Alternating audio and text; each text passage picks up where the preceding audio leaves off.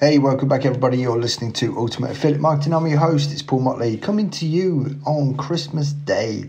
And yep, I'm still going for it. Yep, I'm not stopping just because it's Christmas Day. I am still pumping out episodes every day for you. So today I wanted to talk a little bit about the big question, right? I've seen a few people ask this question before, and basically what it is should you have a website or a funnel, or both? Well, in my opinion, they are two completely separate entities, with your website being more like branding, if you like, and about us and listing things that you link out to. So if you've got your own programs, then obviously you can list that. You can have a set up consultations and all sorts of things like that from there. But a sales funnel is completely different because we are just asking the person that lands on that sales funnel just to take a single action. So it's, again, if we're starting off with like a regular sales funnel for an affiliate marketing perspective, we're thinking, right, so landing page with an opt-in. So the people have an option. There's only two things to do. There's no other links. There's nothing else. They can either opt in or they can leave, right? And then you head over to what we call the bridge page. Now, the bridge page will not only deliver on what they opted in for in the first place, or at least let them know how they're going to receive it.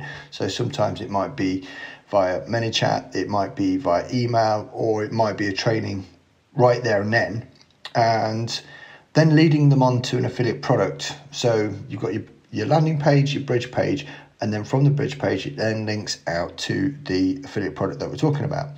And again, every point in that sales funnel, people have got an option. They either take the action that you want them to, or they leave.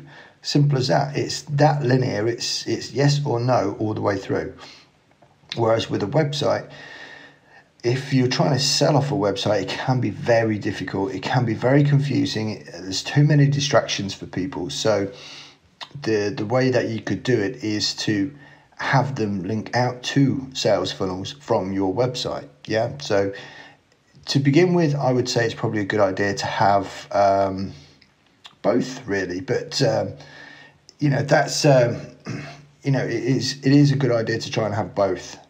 Personally, like I said, for branding, and also then to link out to your sales funnels or your affiliate products or your own products or anything like that. So it's a good idea to start off, build both, and then of course on that website, if it's a personal brand, then and as you go forward with the journey, that's where you can put things like testimonials and things like that. So obviously there's no harm in having the testimonials in your sales funnel. In fact, it does help get social proof, it does help conversions, but there's no harm in collecting those and having those on your website as well. So that's kind of like, hopefully that answers that question.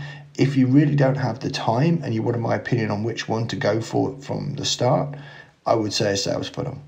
So that's what I would plump for to begin with. If you're just starting out and you just want to get those first results, go for your sales funnel first, because that's where your sales are going to first start coming from. So anyway, that's me. I'm going to log out now because, like I said, it is Christmas Day.